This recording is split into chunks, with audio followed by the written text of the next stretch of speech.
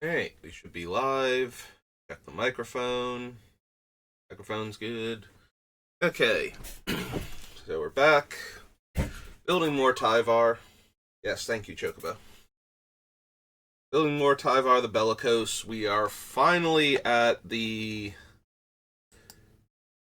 part where we have gone through every single set. So, two quick notes. I added two more cards to the list.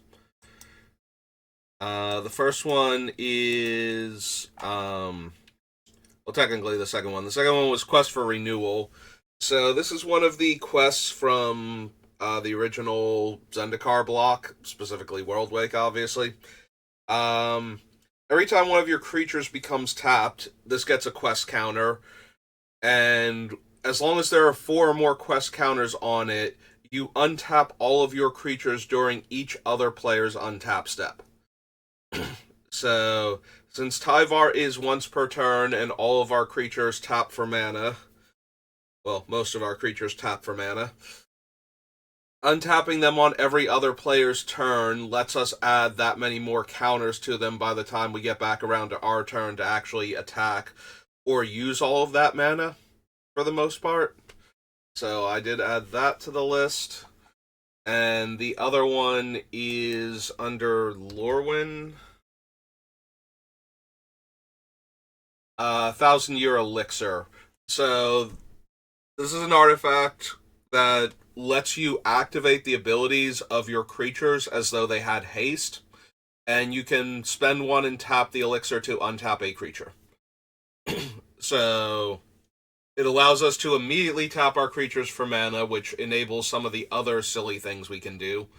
And it lets us untap one of our creatures once per turn, so that way we can get extra mana out of them.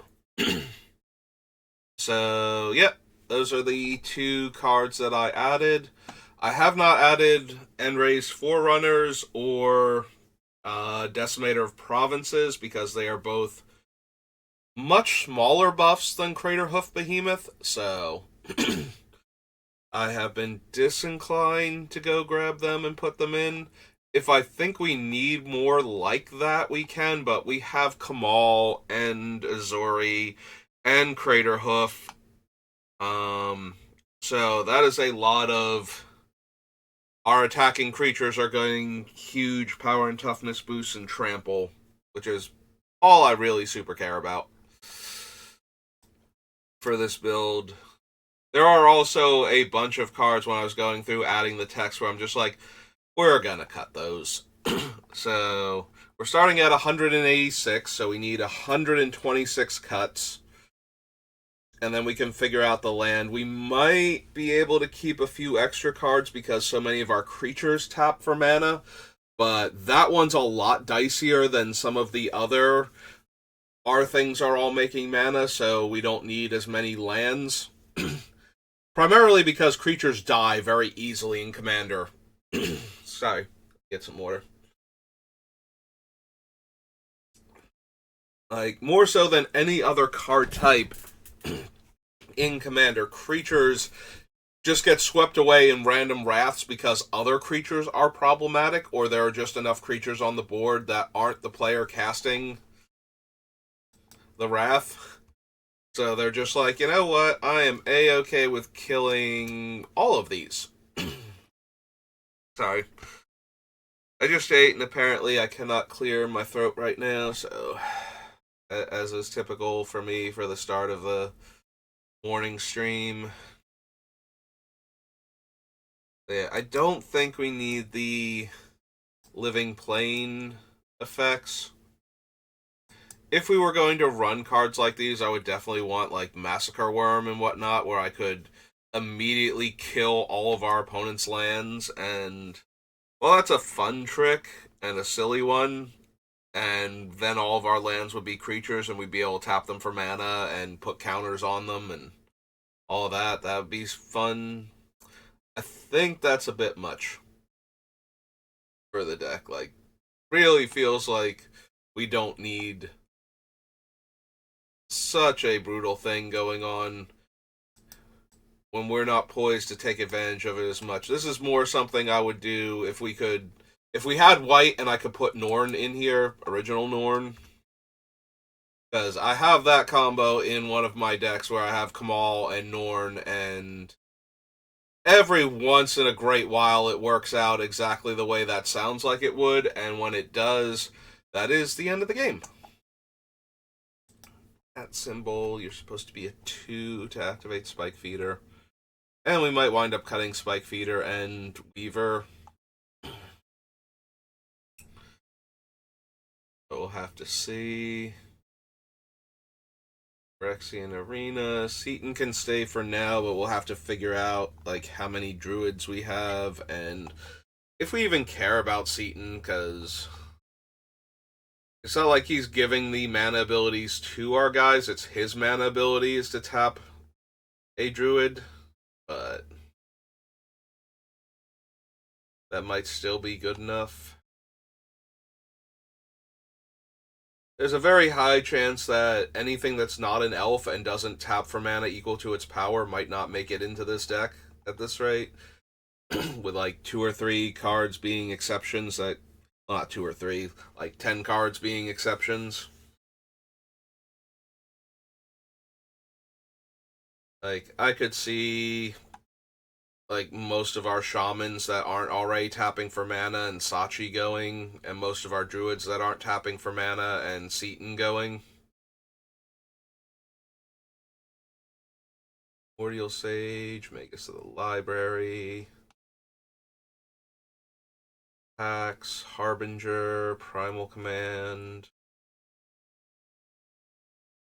Yeah, the Archdruid can stay for now because a lot of our creatures are randomly druids. But there is a very real chance that we'll wind up cutting it.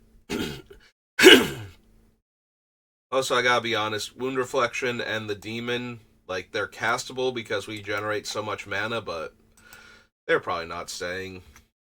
We should more than overkill most of our opponents, unless they can gain literally infinite life and set themselves at a number less than like 1,000,000,000. We should be able to kill anybody, and we should technically still be able to do that if our let's see,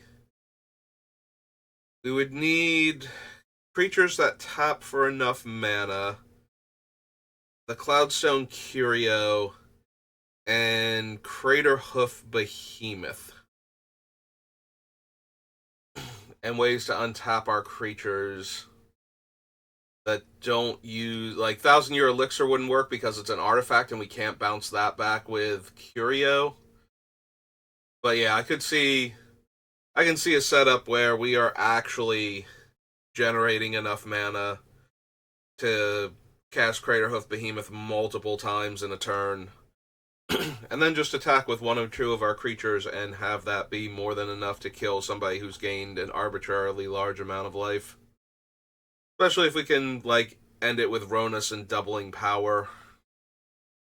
Ooh, if it could be Ronus and Craterhoof, we just play one and bounce the other and just keep plus X, where X is our board, and then double power, plus X based on our board, double power. It doesn't take too many of those before it gets exponentially out of hand and we actually kill somebody who's sitting there at like 500,000 life or something.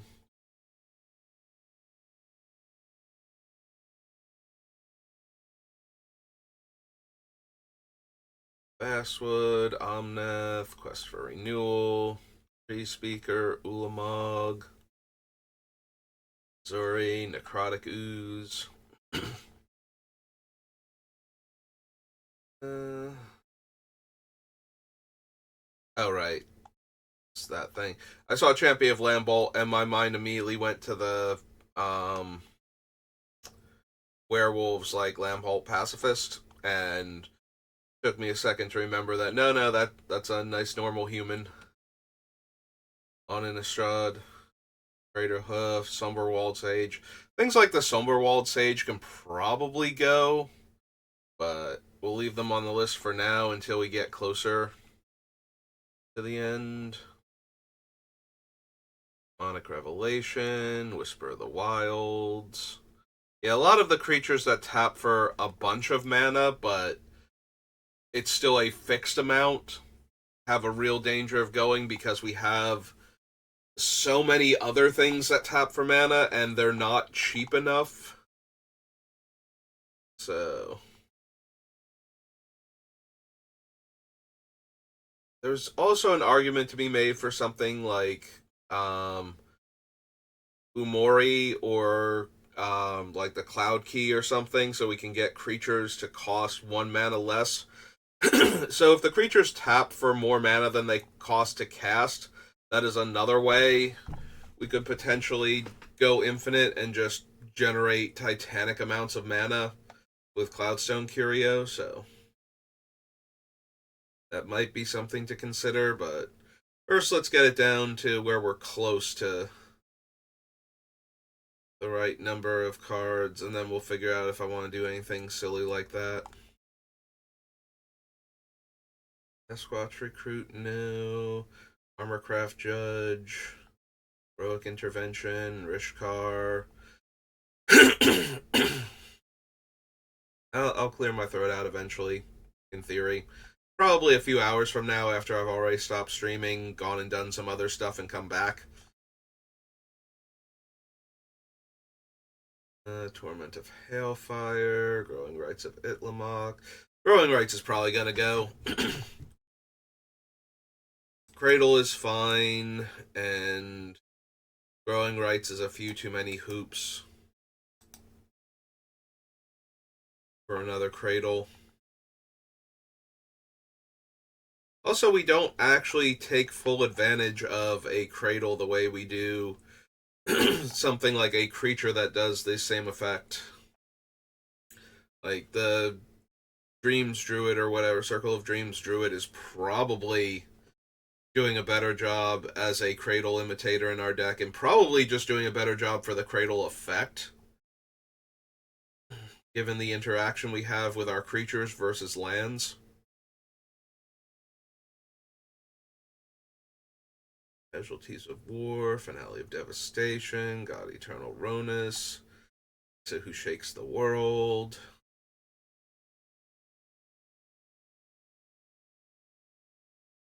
Rider, Great Henge, Caryatid.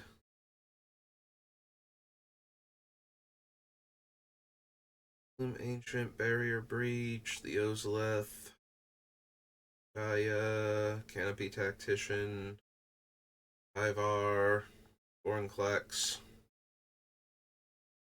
Oh, the more I think about Long Rest, the more I just want this to be like Praetor's Council if we're gonna do that. Like, at first I was thinking that we could return X cards, and then if we had 8 or more with different costs, we got the life, but it's actually, they all have to have different costs to start off with, and we have a lot of overlap in the lower casting costs. I think I would rather just have a Praetor's Council.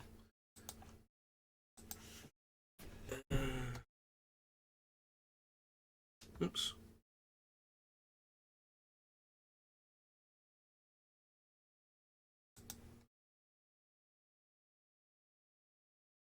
Is Mirrodin Besieged? Oh, I thought it was new Phyrexia, but okay. That's why I wanted to double check. We get rid of Long Rest. We're at Midnight Hunt, but we have to go to Mirrodin. Besieged and do.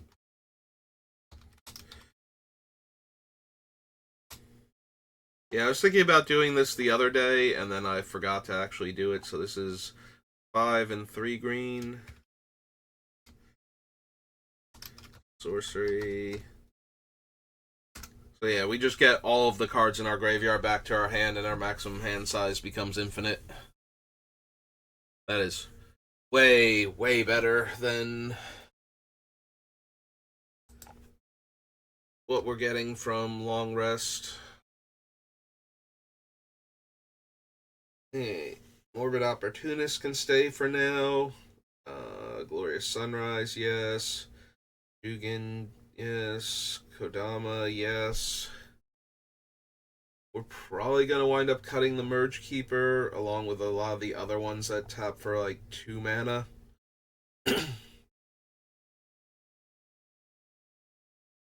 Take in the Woods, Clear Cutter, Ritualist, Buena.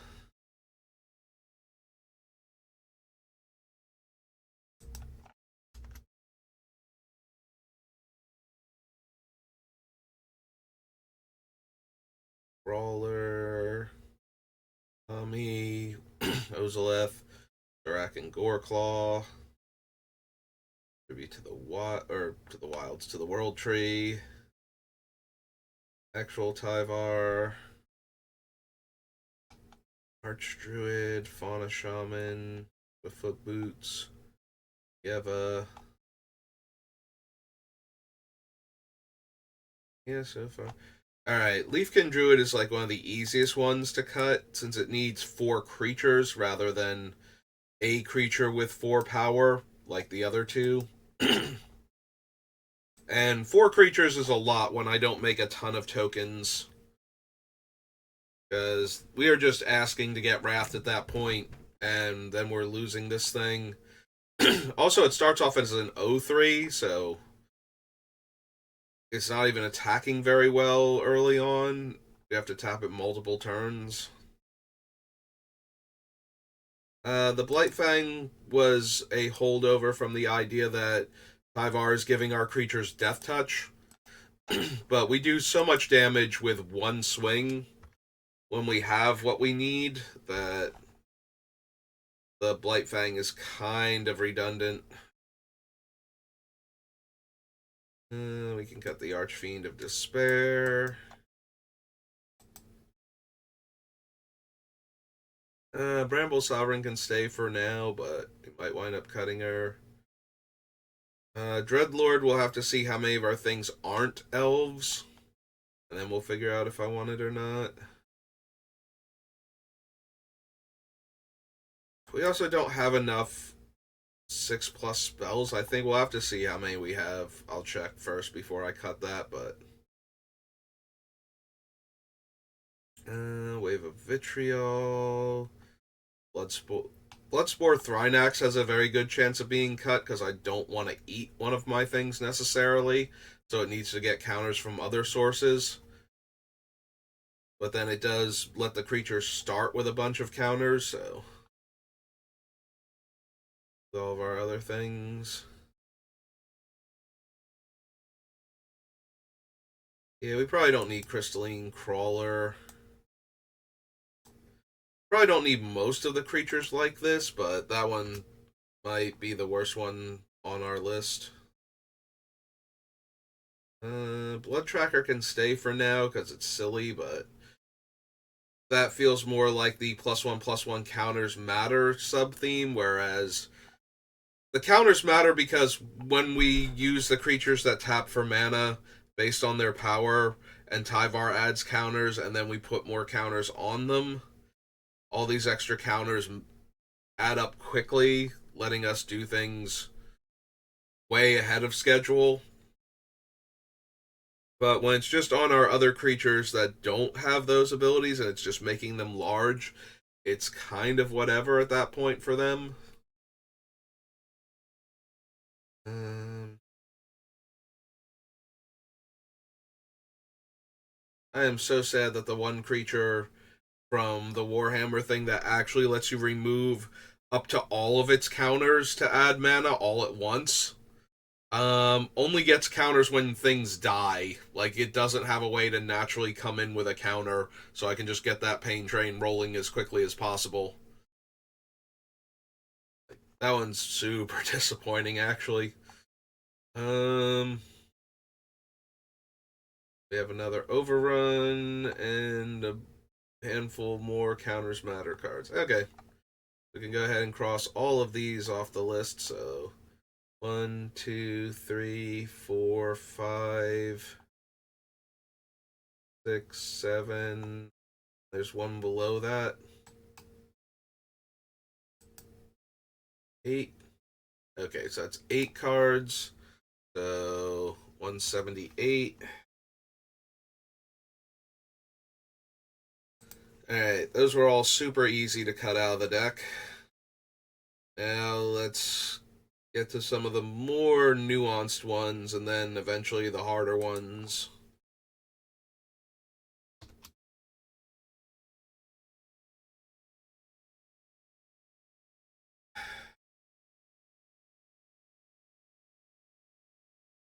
Much as I like Spike Feeder and Spike Weaver in a deck that can just put counters on everything forever, there's a very good chance that we should not be running them.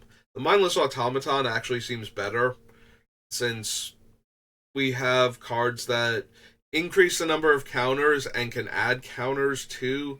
So it becomes a lot easier to have this either cycle a card, you know, just discard the card from our hand, add the counter, and remove 2 counters to draw a card. Like, we discard 1 card, we add 1 counter, something else makes it 2 counters. So now we're actually just cycling each of our cards. It is 1 to discard the card, right? I have that down wrong. Mindless Automaton.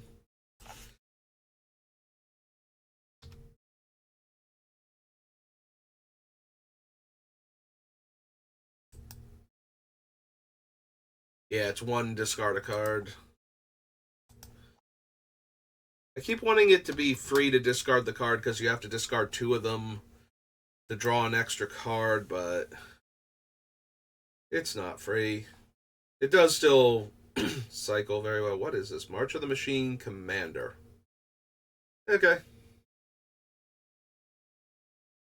I missed that there was an alternate artwork, Mindless Automaton in there. Then again, I haven't opened the decks because I've been doing the whole organizing my collection, and I don't want the cards just sitting out while I wait to move things around in order to get them into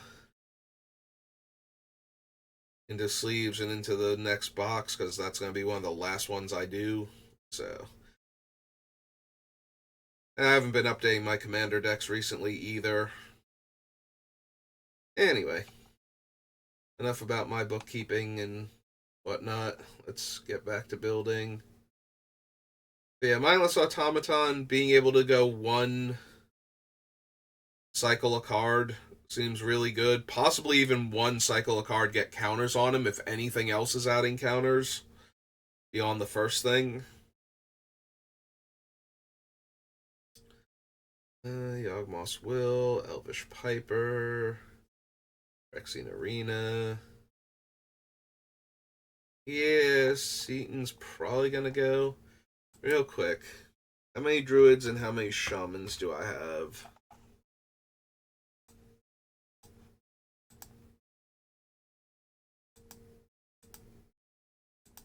Okay, so druids we have.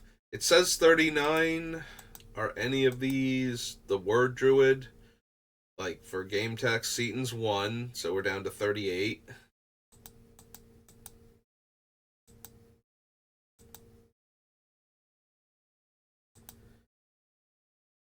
37, 36, 35, 34.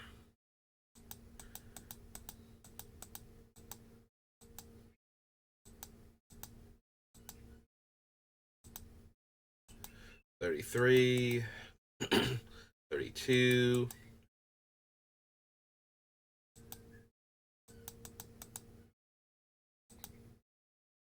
$31,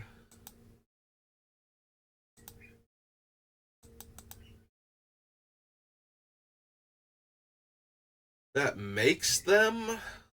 So technically that still counts. Alright, so we have 31.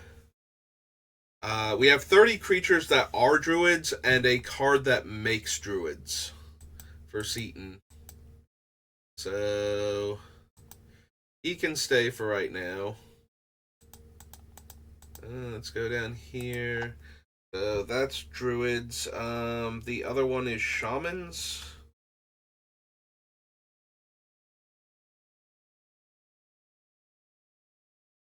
Just much lower. We have 1, 2, Alright, so 16 because she mentioned shamans.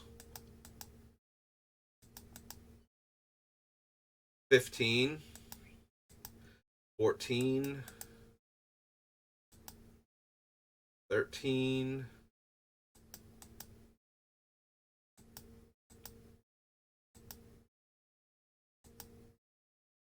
'So we only have 13 shamans right now.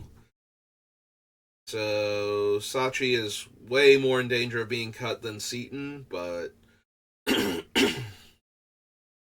depends on how many of them actually make it through. If we start cutting enough druids because they're not doing enough in the deck, then Seaton gets a lot worse, and he's already not amazing to begin with, since most of our creatures tap for mana anyway. So tapping an untapped druid for mana isn't helping much. Get some more water. Alright, like, it doesn't matter if Seaton can tap a creature for green mana if it already taps for mana. Especially if it taps for more mana. Alright, let's pop back up to the top and start again.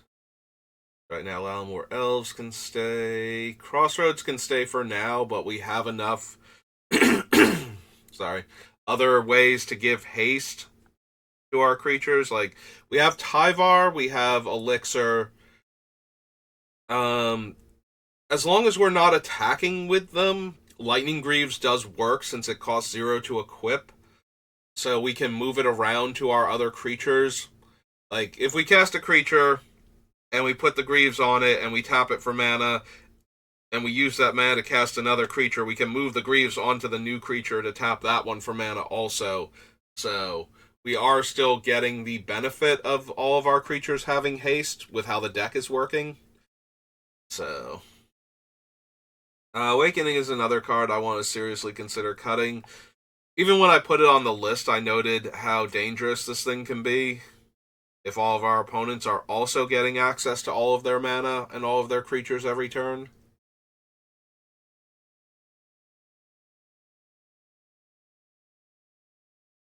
Piper might be able to go, mostly because we're already generating enough mana that there's a very real chance that we can tap a creature and put one of our big expensive things into play because our thing makes so much mana. You know, we don't necessarily need to be able to cheat the creature into play with the Piper. And without a mana ability, the Piper itself runs the risk of just being a 1-1, whereas the other creatures are all like, 10-10s and 15-15s and such.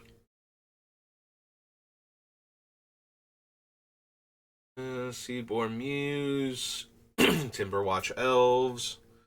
The Timberwatch Elf might be able to go too. We don't make a ton of elf tokens, but it does tap to give one of our creatures that cares about its power a large power boost, since most of our creatures are elves. Also, Timberwatch comes from one of the earlier sets in Magic where opponents' elves do count for this, so anybody else who has a random elf, like an Azori commander deck or something, where it's just like, not like the Azori we're running, like the blue-green Phyrexian ones. Like, he's an elf, other things can just randomly be elves, so we do get all of that benefit. This is true of the Timberwatch, the Wirewood Channeler, the Priest of Titania, and at least one other one, I believe. All care about the number of elves in play, not the number of elves you control. The more recent ones, like the Elvish Archdruid, however, do only care about yours. Staff of Dominion gives us infinite mana. Or Domination, rather, gives us infinite mana. Yeah. 3 tap, untap target creature, and 1 untap the staff. So, if our creature taps for more than 4 mana, we have infinite mana. We can tap all of our opponent's creatures, we can gain infinite life, and we can draw cards until we find a way to use this infinite mana for nefarious purposes. I mean, there are plenty of ways to abuse infinite mana, but Staff of Domination is actually the thing giving us infinite mana in this case, so that's kind of weird. Like, when they unbanned it, my first thought was, that's a silly thing to unban, but then I was like, but there are so many other infinite combos in Magic. Like, is banning Staff of Domination really doing anything? But in this case, it is the source of the infinite combo rather than the payoff for the infinite combo. Because that is one of the things about it is like 5 tap, draw a card, and 1 untap it. If you have infinite mana, 6 mana to draw a card is very easy. And if you can do that until you get your combo pieces and win with your already infinite mana engine. The fact that it becomes the infinite mana engine is a bit much, though. Like, we have a guy that taps for 6 mana. It's like, okay, just draw our entire deck. Well, doesn't even need to tap for 6 mana. I'm sorry. It's 3, 4. It needs to tap for 5 mana. Then we can draw our entire deck eventually, and...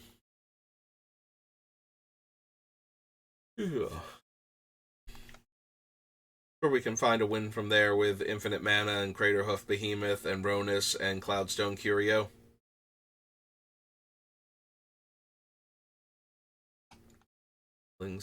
Primordial Sage.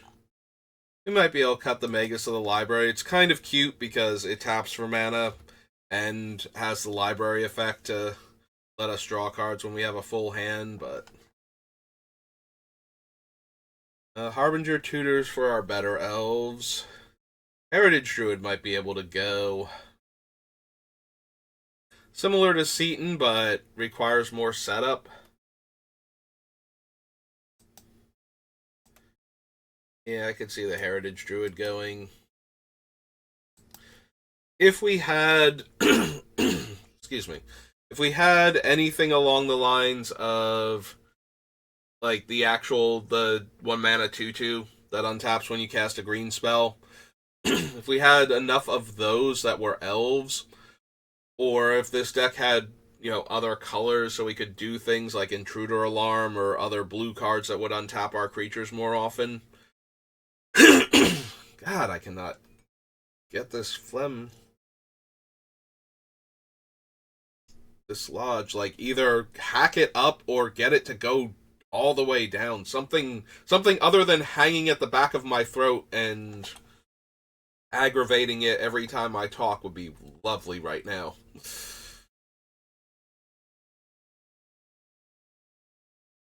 But yeah, the Heritage Druid just isn't doing enough of what we needed to do. Like, it needs 3 elves in order to make 3 mana, and that is an awful lot of elves. And we have way more ways to make those elves make mana the turn they come down. Which is part of the reason why Heritage Druid was originally on the list and why I considered Birchlore Rangers at all. Is that, if we're doing the actual elf thing with the Glimpse of Nature and the elves tap for mana, I wanted to be able to... I wanted to be able to generate mana with them, but we have enough other stuff that does that anyway that I don't think we need Heritage Druid.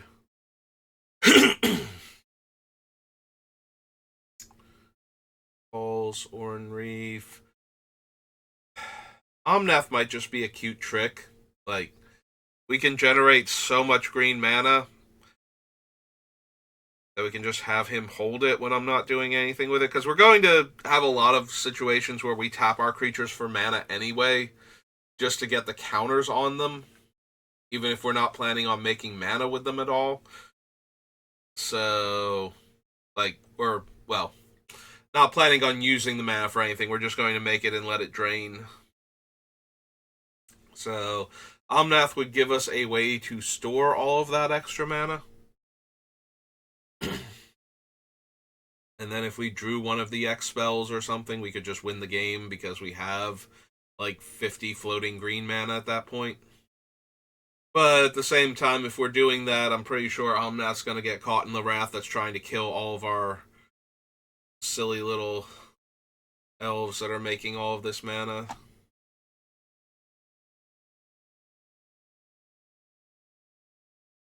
Death Mantle, Green Sun, Beast Within. Yeah, Champion of Lambbolt might be the only like +1/+1 counters matter card that doesn't produce mana or anything that I keep in the deck. Like, she wants the counters on her, and we're getting a benefit for having the counters that isn't my creature has more power and therefore taps for more mana and then does more damage later on when it attacks.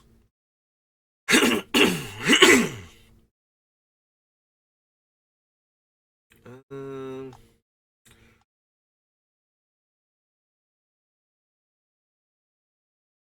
yeah, there's a part of me that just wants to cut like the Whisper of the Wilds and the Elysian Dryad and all of those cards because that's not really what the deck is doing. Like, yes, these things will tap for 2 mana, and then they'll get counters on them, and then they'll be big, scary creatures. But that takes a while, and we have creatures that are doing that better, and then we have creatures that are more efficient for being mana dorks on top of that. So we don't need this weird middle ground.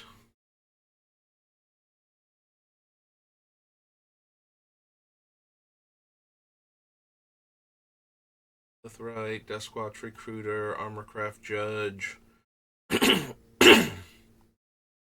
Rishkar might go, because he's basically just a worse Cryptolith Rights. They already have to have the counter on them to tap for mana, and he can only help 2 creatures out. So maybe he doesn't make it. We don't actually ramp lands either, so it's possible the Blackblade can go. It is nice with the creatures that tap for mana and Tyvar, but it's like 7 mana to equip one of them, which is still doable in this deck. Like, that's actually way more reasonable than it should be. Incubation Druid can stay. Once it gets its first counter, it taps for 3 mana. So that grows, that much faster than the potential 2 mana dork. Like, the creatures that are tapping for 2 mana. Also, they're not elves, whereas the Incubation Druid is. So at least they get bonuses from Azori and Allosaurus Rider and whatnot. Curse Rider, Great Henge. Yeah, the Caryatid can go to probably the Orochi. The Orochi gets the benefit of once it taps for mana once with Tyvar in play, it will then tap for 2 mana after that. It doesn't need like a 4 power creature in play to help it out.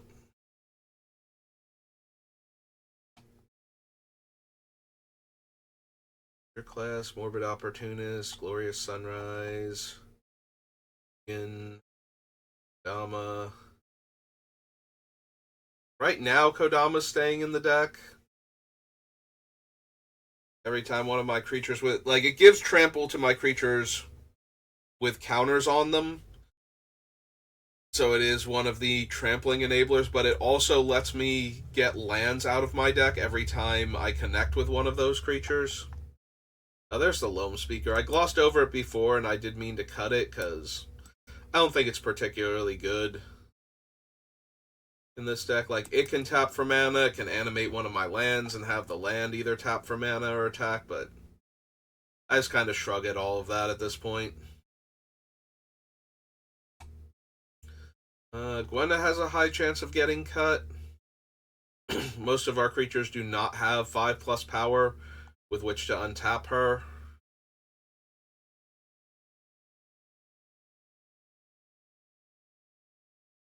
World Tree, Tyvar, Archdruid, Yeva, Eric's Wake, Reclamation Sage.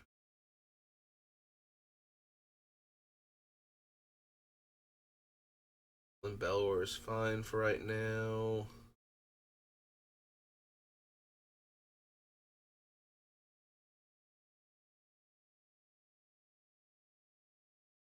Yeah, there's a lot of things we And cut. I don't know that we should cut them. Yeah, 3 drop that taps for 1 green and only lets me draw a card if I cast a 6+ spell.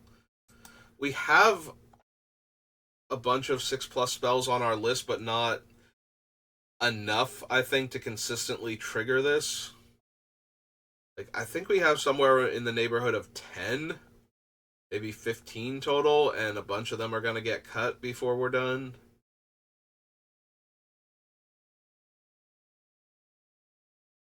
Family's Favor is probably too slow. Most of the things that put counters on my creatures care about specifically 1/1 counters and add additional ones of those. So Family's Favor isn't going to put the second shield counter on often enough. Yeah, I think we can go ahead and cut that one.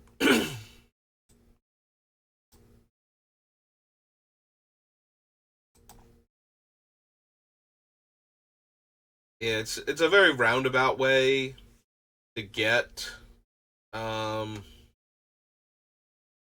shield counters onto my creatures, so that way they don't die to a wrath effect, and then we only have to worry about Farewell, which and things like Terminus, which really do wreck us pretty hard because we don't have an answer to Farewell that I could do. Like, there's nothing I can do that would stop Farewell from getting rid of all of our creatures, except giving them Flash and casting a bunch of them with Cloudstone Curio.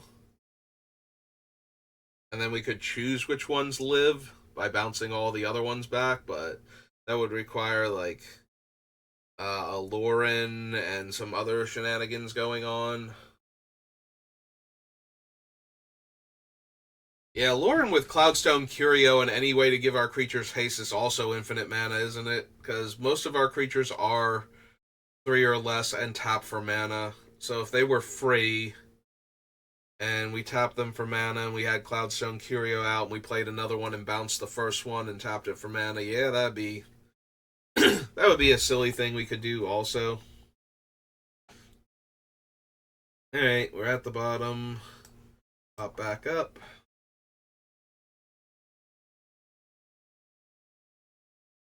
Oh, I've been live for 42 minutes. I'm looking at the live, like how long I've been live, and I'm like my vision's a bit blurry for how far away it is from staring at this screen that's closer to me, and it looked like I've been live for 4 hours, and I was confused because there's no way that is possible. So I'm really curious how it thought that. But no, we've been live for 42 minutes. 1, 2, 3, 4, 5, 6. Oh, this has been slow going so far. As far as cutting cards, I was actually expecting to have more trouble with our last build with Drawn and Linvala because they have so many cards that aren't redundant. I thought we might have harder time, cutting a card that has no replacement and we're just giving up on this little sub theme, but yeah, I think we're gonna cut the Feeder and the Weaver. It's not what this deck is about, and they're okay in the deck, but they're not anything super important. Karina, Seaton, Kamal. Again, we might just wind up cutting Seaton because that might be a better question. How many of our druids don't tap for mana naturally? Because that's what Seaton's allowing us to do. I was gonna say we should have some up here. So Lalmore taps for mana, Findorn taps for mana, Priest taps for mana. Seaton himself. Alright, Kamal is 1. These all tap for mana. Guiltleaf Archdruid is 2. Tree Speaker that hasn't been leveled up would be 3, but I don't want to entirely count that, so we're at like 2.5. Rishkar can tap for mana only if he gets one of his counters, but he could be one of the creatures that gets a counter, so almost up to 3 at that point. Marwyn taps for mana. Alright, Beast Whisperer is actually 3. Shigeki is 4. Leaf Crown is 5.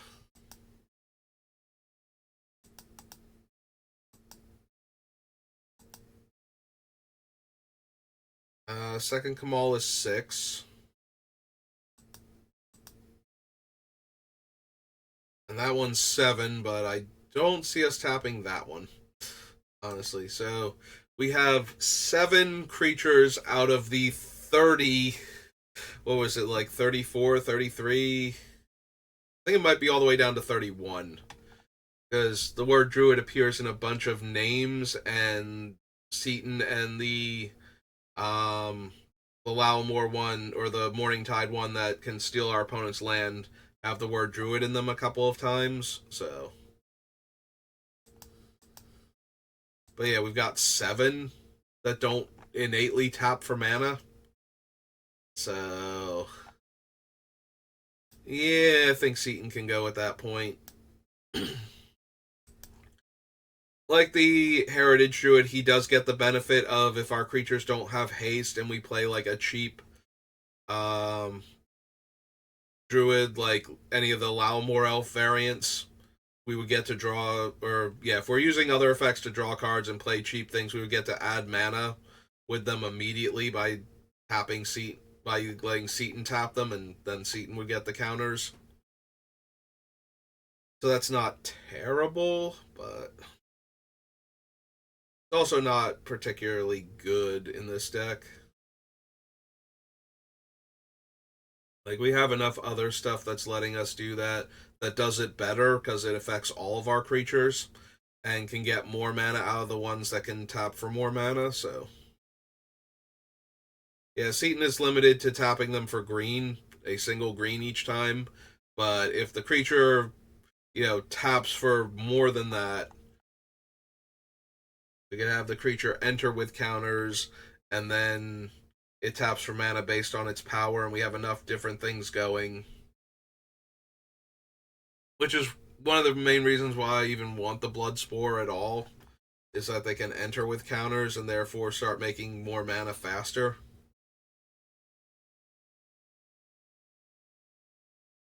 Yeah, we have enough druids that I kind of want to keep the Guiltleaf Archdruid anyway, even without the tap 7 untapped druids I control. Because I don't think we're actually getting to that anytime soon. Although if we do, and we have Awakening or the Quest for Renewal or something maxed out, and we just get to untap all of our creatures every turn and steal everybody's land in one turn cycle, I mean, I'm down for that one.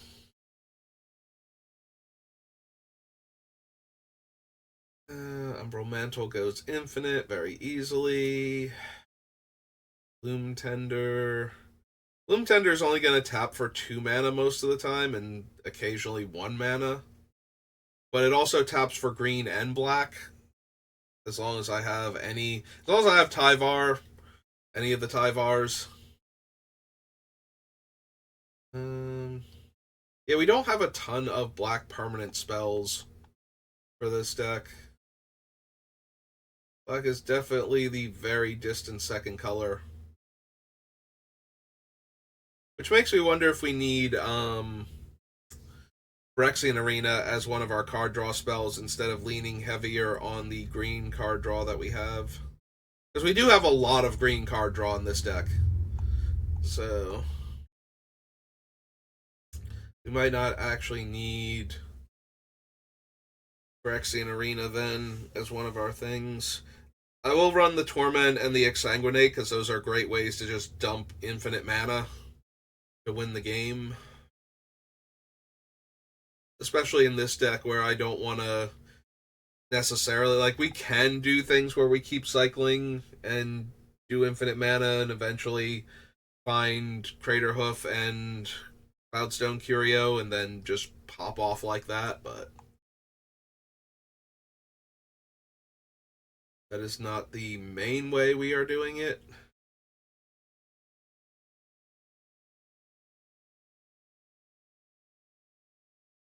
Yeah, so maybe we don't need like Morbid Opportunist. We're not killing individual creatures enough to draw the extra cards, so it basically just becomes an, oh hey, you killed all my stuff, well I guess I get to draw a card then, type of thing. So just cut the Morbid Opportunist then. Could cut the Merge Keeper. The more non-elves we cut that aren't, you know, power equals mana creatures, like the power equals mana creatures are way more important than the card type on them. But the more non-elves we cut, the more all of these elves and elf makers get a little bit better.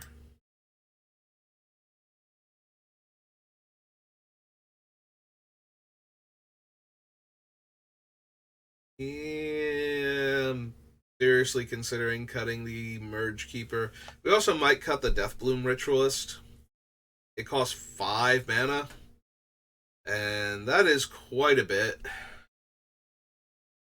Even when, like, we have to have 6 dead creatures for it to tap for more mana than it costs to cast the first time.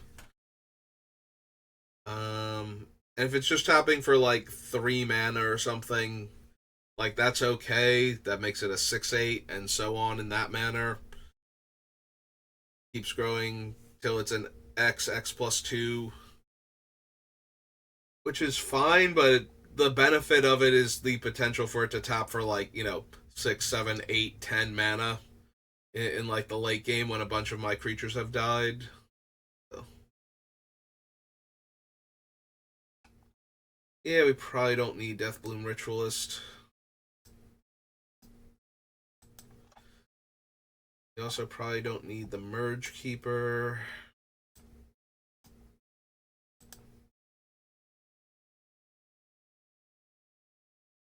Tyvar, Kami.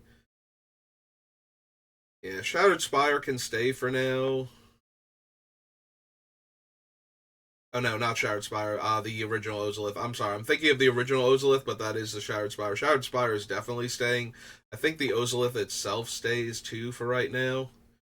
Um, Having all the counters go on to the Ozolith after somebody wraths the board and we lose like 5 creatures that have tons of counters on them, and then we play one of the Power Matters Mana Dorks, and then just put all of those counters onto it. Seems like a good way to get all of our mana back and start rebuilding. Or just start killing people, because now we have this creature that's like over 20 power, just chunking away after a Wrath effect.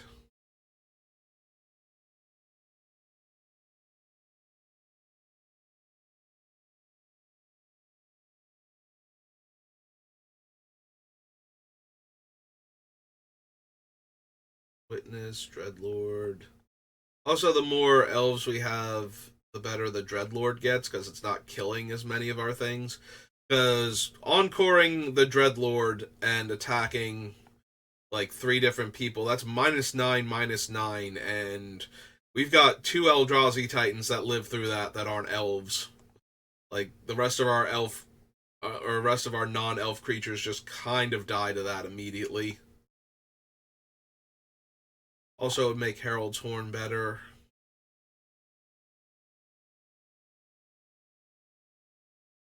Um, that being said, there are enough creatures that aren't humans that aren't human. Sorry, I was looking at um the biophage, but there are enough creatures that aren't elves that we will be running that we can't just go. No, we should go all in on elves. 1, 2, 3, 4, 5, 6.